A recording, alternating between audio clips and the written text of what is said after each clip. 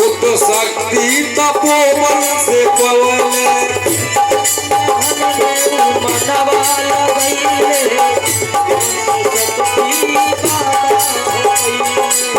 भक्ति भजन में मनवा लगौले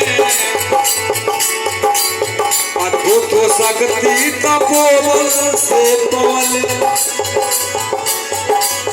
वही गईले बाबा महान भैया वही गईले बाबा महान भैया बाबा जानकी महान भैया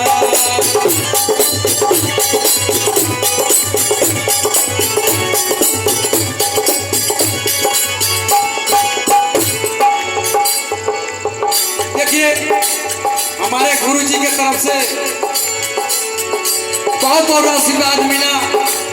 ये आशीर्वाद अलग है और रुपये पैसे का आशीर्वाद अलग है।